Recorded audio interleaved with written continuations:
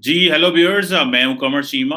और व्यूअर्स, जिस तरह देख रहे हैं हमारे साथ मौजूद हैं कर्नल दानवीर सिंह साहब, बड़े अच्छे दोस्त हैं। और रिसेंटली अभी कोविड से जो है वो कामयाब उसको जिसे कहते हैं डिफीट करके माशाल्लाह बैक टू हिज लाइफ। और कल साहब आपके वक्त का बहुत शुक्रिया। जी जी। आपका भी बहुत बहुत शुक्रिया कि आपने मेरे को मौका दिया अपना प्लेटफॉर्म पर अपनी बात रखने के लिए। शुक्रिया थैंक यू। चीमा साहब। Thank you sir. कल साहब, आज जो आपसे बात करनी है वो थोड़ी मिलिट्री के रिलेटेड है। ऐसे लग रहा है और पता चला है कि भारत जो है वो नई उसकी जो आर्मी है वो नई तब्दीलियां लेके आ रही है अपने ऑर्डर ऑफ बैटल में, और स्ट्रैटेजीज बदल रही है। फॉर एग्जांपल जो है वो ये कहा जा रहा है कि भारत जो है वो प्यूनिटिव डेटरेंस लेके आ रहा है अगेंस्ट पाकिस्तान, और क्रेडिबल डेटरेंस अगेंस्ट चाइना जो है वो लेके आ रहा है। पहले तो ये थोड़ी मिलिट्री टर्म है, हमें बताएं कि ये भारत की आर्मी क्या तब्दीलियां कर रही है पाकिस्तान के बारे में और चाइना के बारे में, और इसको आप किस डिफरेंस से देख रहे हैं।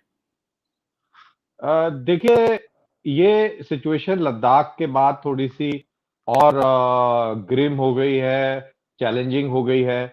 और इंडिया की जो डिफेंस थी, डिफेंस फोर्सेस थी, ज्यादातर उनका जो रुख था, जो मुंह था, वो पाकिस्तान की तरफ था। और हमारे पास 3 स्ट्राइक कोर पाकिस्तान के लिए खड़े करे हुए थे। और प्यूनिटिव डेटरेंस पहले भी था, लेकिन कभी उसकी इस तरीके से बात नहीं हुई। ये मेरे हिसाब से ये पहली बार है कि इस लेवल पर ये बात निकल के आई है। इसमें नाम नहीं लिया गया है, बट ये जो बात हुई है ये जनरल नरवणे के अरुणाचल के दौरे के बाद हुई है। और उसके बाद ही इस तरीके के आर्टिकल्स जो हैं शाया हुए हैं। तो ये कहीं ना कहीं उस लेवल पर ये बात करी गई है, लेकिन उनका नाम नहीं कहीं आया है। ऑब्वियसली उसके डिप्लोमेटिक रिपरकशन अलग होते हैं। तो बहुत ही केयरफुली इसको मीडिया में डाला गया है। और तो ये बात रही जहां तक इस चीज की बात है कि प्यूनिटिव डिफेंस डेटरेंस जो है पाकिस्तान के साथ काफी सालों से है। अब लद्दाख के बाद सिचुएशन बदली हो गई। लद्दाख के बाद seriousness on northern and eastern borders जो है इंडिया के सामने आके खड़ी हुई। और इसको डील करने के लिए हमें ट्रुप्स की तो आवश्यकता है ही है।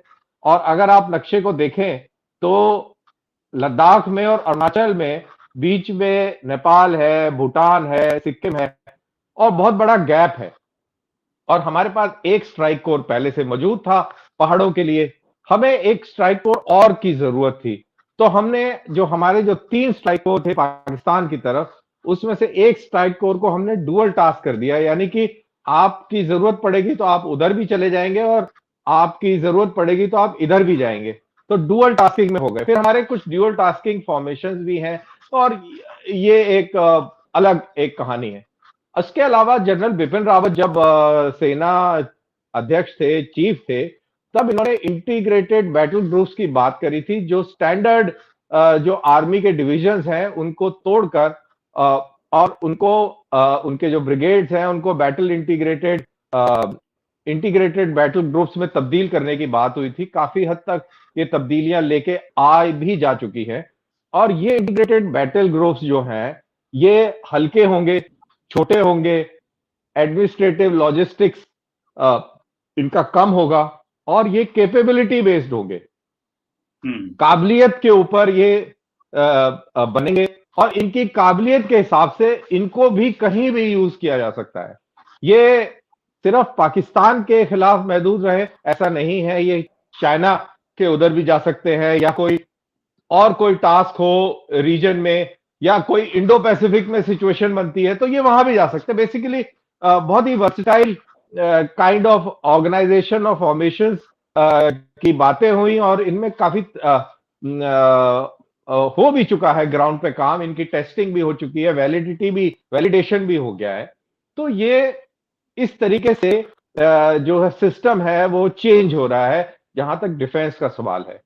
अब जैसा मैंने कहा कि ये मेरे नॉलेज में ये पहली बार हुआ है कि इस लेवल पर आकर प्यूनिटिव डेटरेंस की बात करी गई है। प्यूनिटिव का डिक्शनरी मीनिंग है पनिशमेंट।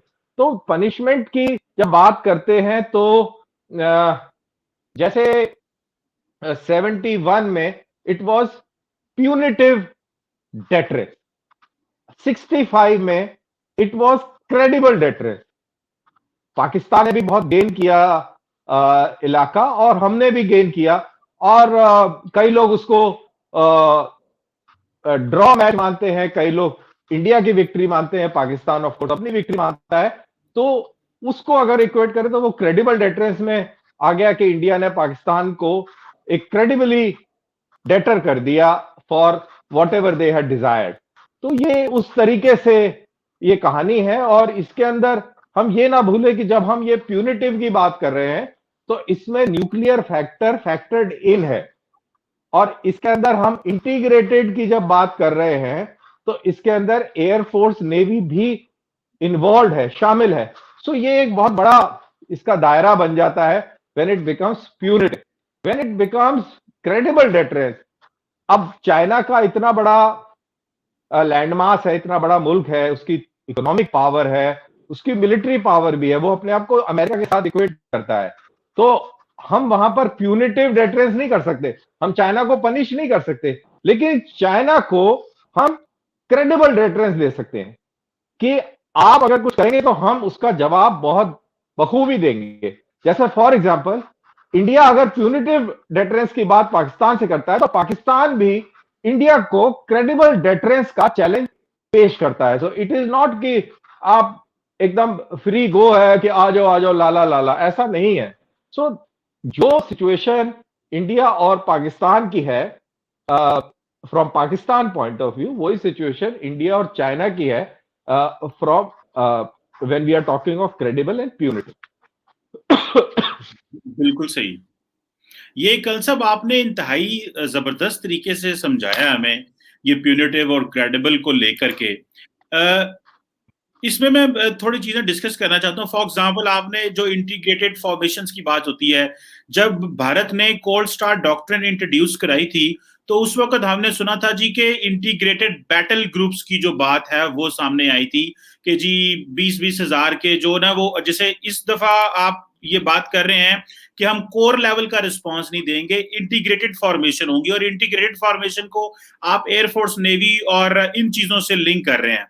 लेकिन मुझे और साथ न्यूक्लियर को भी लिंक कर रहे हैं क्योंकि ये प्यूनिटिव में आप दे रहे हैं। लेकिन कल साहब हमें ये बताएं जरा कि क्या इससे मुराद, फिर दो चीजें मुझे कंफ्यूज कर रही हैं जो आपने चीजें बयान की हैं। अगर तो ये इंटीग्रेटेड रिस्पांस है और जिसमें एयरफोर्स नेवी ये सारा है, तो इसका मतलब है कि क्या भारत ने कोल्ड स्टार डॉक्ट्रिन को दोबारा रीएक्टिवेट कर दिया कि जो था कि भाई अगर लेट से उस वक्त की जो हमने कोल्ड स्टार डॉक्ट्रिन को समझा था कि अगर पाकिस्तान से किसी किस्म का, फॉर एग्जांपल जिस तरह भारत कहता है कि नॉन स्टेट एक्टर आते हैं, जिस तरह आपकी पार्लियामेंट पे अटैक हुआ या मुंबई का जो हुआ, तो हमारी जो डिफेंस फोर्सेस हैं हम उनको इंगेज करेंगे पाकिस्तान के खिलाफ हमला करने में, और वो जो इंटीग्रेटेड बैटल ग्रुप्स जो है वो पूरे बॉर्डर के ऊपर 20-20 हजार की शक्ल में पड़े होंगे। सो इट मींस कि ये कोल्ड स्टार डॉक्ट्रिन की आपने एक्टिवेशन कर दी है इन रियलिटी इन 2021। और मैं न्यूक्लियर का सवाल भी रखना चाहता हूं, लेकिन वो मैं बाद में रखूंगा क्योंकि न्यूक्लियर का सवाल भी बड़ा अहम है। लेकिन क्योंकि आपने इसको इसमें ऐड किया, जरा काइंडली ये बताइएगा कि क्या भारत कोल्ड स्टार डॉक्ट्रिन को एक्टिवेट कर रहा है? देखिए, पहले आपको ये समझना पड़ेगा कि कोल्ड स्टार डॉक्ट्रिन कहां से आया है ये शब्द, और ये क्या है, और उसका इंडिया के ऊपर अप्लाई करना क्या मुनासिब है, और क्या ये एक्चुअल हकीकत है। तो देखिए, ये this cold start is between, ये कोल्ड वॉर के टाइम में रशियंस और अमेरिकन के बीच में था, और रशिया के पास में बहुत बड़ी डेप्थ है। डेप्थ का मतलब है कि यूरोपियन बॉर्डर से लेकर और नॉर्थ कोरिया तक बहुत बड़ा लैंड मास है। तो उसको कोल्ड स्टार्ट की कोई भी जरूरत नहीं थी। कोल्ड स्टार्ट की जरूरत थी नेटो को। नेटो ये कहता था कि अगर आपने ये रेड लाइन पार करी, रेड लाइन का मतलब है कि कोई उन्होंने एक ज्योग्राफिकल फीचर निर्धारित कर लिया या उन्होंने कोई डिस्टेंस कर दिया कि ईस्ट जर्मनी या वेस्ट जर्मनी के बॉर्डर से अगर आपने इतनी दूरी तक आपने इतनी फौजों से ज्यादा इकट्ठा करी तो हम आपका इंतजार नहीं करेंगे कि आप उसको बिल्डअप करें और फिर आप हमको आंखें दिखाएं, हम एकदम से आपके ऊपर हमला कर देंगे। ये नेटो की स्ट्रेटेजी थी। This is cold start. मैं बड़ी सिंपल लैंग्वेज में बता रहा हूं। अब उसको इंडिया पाकिस्तान के ऊपर अप्लाई करिए तो आइडियली स्पीकिंग ये कोल्ड स्टार्ट पाकिस्तान के लिए ज्यादा बेफिटिंग है क्योंकि लैंड मास कम है, उसकी आर्मी भी कम है। तो ये पाकिस्तान की तरफ से ज्यादा लॉजिकल लगता है बजाय कि इंडिया की तरफ से। और जबकि ये बातें कर रहे हैं आप, तब तो मैं भी फौज में था, मैंने ये इस तरीके की कोई ग्राउंड के ऊपर कोई ऐसी कोई चीज नहीं देखी कि जिसके अंदर कोई कोल्ड स्टार्ट की कोई एक्सरसाइजेज हो रही हो कि जी कोल्ड स्टार्ट वैलिडेट हो रहा है और हमें कोल्ड स्टार्ट करना है। तो ये ख्याली फाख्ते हैं जो कि उड़ाए गए हैं और कंफ्यूज करने के लिए। ये ऐसा कुछ नहीं है। There is nothing called cold start India के केस में। तो और उसके अलावा आप सॉरी आप और क्या पूछ रहे थे, वो जरा मेरे दिमाग से निकल गया। मैं उसमें कोल्ड स्टार्ट आप कहते हैं ना कि नहीं है, लेकिन मेरा ख्याल है if I am not wrong, मुझे जनरल साहब का नाम भूल गया है, 2009-10 मुझे याद है उस वक्त मैंने नया नया कौन सा मास्टर्स किया था इंटरनेशनल रिलेशंस में, और मेरी एक पहली जो रिसर्च असाइनमेंट थी वो कोल्ड स्टार्ट को समझनी थी एक थिंक टैंक में इस्लामाबाद में। तो हमने उस वक्त बड़ा पाकिस्तान में स्टडी हुई जी, कोल्ड स्टार्ट आ गया है, भारत जो है वो पाकिस्तान की जो न्यूक्लियर डेटरेंस को भी under the nuclear overhang of nuclear deterrence, इस तरह का वर्ड था कि भाई हम पाकिस्तान की जो न्यूक्लियर थ्रेशोल्ड है उसको भी क्रॉस नहीं करेंगे, और 72 से 96 घंटे के अंदर अंदर 72 to 96 आवर्स के अंदर अंदर कोई पाकिस्तान को डैमेज भी कर देंगे, इस तरह की इसको हम समझते थे। लेकिन फिर पाकिस्तान में उस वक्त जनक कियानी हुआ करते थे, उन्होंने फिर मुझे याद है कि मिलिट्री एक्सरसाइजेस शुरू करवा दी 2009-10 में इधर साउथ में पाकिस्तान के, और पाकिस्तान ने कहा हॉट डॉक्टरें लें या कोल्ड लें, जो भी लें हम आपको देख लेंगे, और इस तरह की चीजें हुई। और मुझे वो याद आ रही है सारी बात।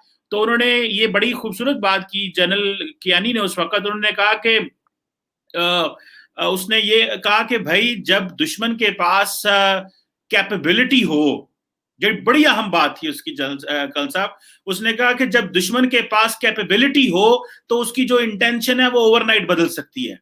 सो हमें पता है कि भारत के पास कैपेबिलिटी है तो उसकी इंटेंशन बदल सकती है किसी वक्त भी मामलात खराब करने में। सो चले इसको आप समझते हैं कि ये कोल्ड स्टार्ट नहीं है, लेकिन हमारे यहाँ पे जब इंटीग्रेटेड बैटल ग्रुप्स की बात हुई और इस तरह की डिफेंस फोर्सेस की बात हुई तो हमने इसको ये समझा। दूसरा कल साहब ये बता दें, जो न्यूक्लियर के रिलेटेड भी बात है इसमें, भारत की जो न्यूक्लियर डॉक्ट्रिन हमें पता है थोड़ी सी, वो तो ये है कि नो फर्स्ट यूज आप नहीं करेंगे, ठीक है।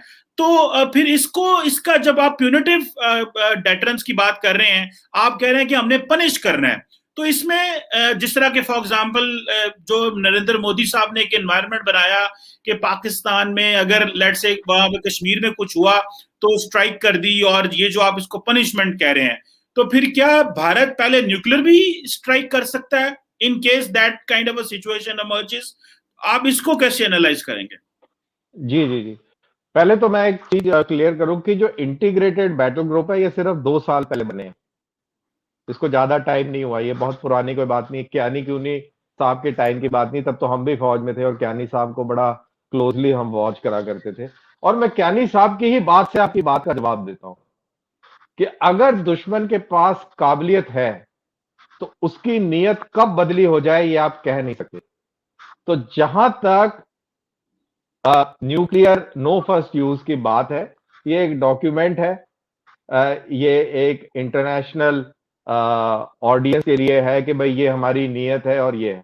लेकिन कल अगर हमें नेशनल इंटरेस्ट में लगता है कि हमें फर्स्ट यूज करना है तो चीमा साहब आपके जनक ज्ञानी साहब की बात को मैं फिर दोबारा दोहराऊंगा कि अगर दुश्मन के पास काबिलियत है तो उसकी नीयत कब बदली हो जाए कह नहीं सकते। हमारे पास तो हमारी तो ऑफिशियल कोई न्यूक्लियर डॉक्ट्रिन नहीं है जहां तक मुझे पता है, लेकिन हमारा मौकफ यही है कि हमने फर्स्ट यूज ही करना है। और ਭਾਵੇਂ ਤੁਸੀਂ ਕੋਈ ਛੁਲਛੁੜੀ ਚਲਾਤੀ ਨਾ ਅਸਾਂ ਪਟਾਕਾ ਚਲਾ ਦੇਣਾ ਵੱਡਾ। ਉਹ ਸਾਡੇ ਤੇ ਤੁਹਾਨੂੰ ਪਤਾ ਹੈ ਅਸੀਂ ਤੇ ਇਹ माइंडसेट है, क्योंकि ਸਾਨੂੰ पता है कि ਅਸੀਂ वो जो कन्वेंशनल क्या उसे बोलते हैं कन्वेंशनल फाइट है वो तो हमने करनी नहीं है, क्योंकि वो भारत के रिसोर्सेज और वो सारा इम्बैलेंस है। तो हम तो जो जंग को रोकना चाहते हैं, तो इसलिए हम ये कहते हैं। सो इसका मतलब ये हुआ कि ये जो प्यूनिटिव डेटरेंस है कल साहब, इट मीन्स कि जो भारत के जो मिलिट्री है under prime minister Narendra Modi, it is going to be more belligerent, it is going to be more hawkish when it comes to Pakistan. ये हमें समझना चाहिए। नहीं, इसको ऐसे समझना चाहिए कि Indian military establishment will be more practical when it comes to Pakistan. हम जो हायर मॉरल ग्राउंड शुरू से लेते रहे हैं, जिसका हमें हमेशा नुकसान हुआ है, फायदा कभी नहीं हुआ। इसका एक एग्जांपल बता देता हूं मैं आपको। जब चाइना में कम्युनिज्म आया और इंडिया पहले आजाद हो चुका था, पाकिस्तान भी हो चुका था, इंडिया को परमानेंट सिक्योरिटी काउंसिल में परमानेंट सीट दी गई कि सर आप आए और यहां बैठे। तो हमारे नेहरू साहब हैं, उनको मैं सलाम करूंगा, उन्होंने बोला नहीं नहीं नहीं नहीं, हमारे बड़े भाई बैठे हुए हैं चाइना, इनको ये सीट दी जाए। ये आप गूगल कर लीजिएगा, आपको ये पता लग जाएगा। तो बड़े भाई को उन्होंने वो सीट दे दी। तो बड़ा भाई, चाहे वो मसूद अजहर हो या कोई भी चीज हो, हर चीज में बड़ा भाई टांग अड़ा देता है। आपको सीट दी गई थी, आप जाके वहां सिर्फ बैठना था, आपको आपका रुमाल रख दिया था, लेकिन हमने कहा ना ना ना ना ना, हम तो पता नहीं क्या है। तो उन्होंने बोला बड़े भाई को दे दो। तो बड़े भाई ने आपकी नाकों में दम कर रखा है। तो ये हमारी जो अप्रोच थी कि वो कश्मीर के अंदर पाकिस्तान ने हमला किया, दुनिया भर की जगह उसने कश्मीर की कब्जा कर लिया, हमलावर पाकिस्तान, और हम शदाइयों की तरह चले गए यूनाइटेड नेशन में कि भाई वो करे, जो कि आज तक पाकिस्तान उसका हवाला देता है कि भाई यूनाइटेड नेशन में आप गए। 65 में हमने 1,500 स्क्वायर किलोमीटर पाकिस्तान की टेरिटरी का और खास तौर से पाकिस्तान ऑक्यूपाइड कश्मीर का हमने कब्जा किया। पाकिस्तान ने 500 स्क्वायर किलोमीटर का कब्जा किया। हम मान गए कि ठीक है 500 आप हमें दे दें, आप 1,500 ले लें।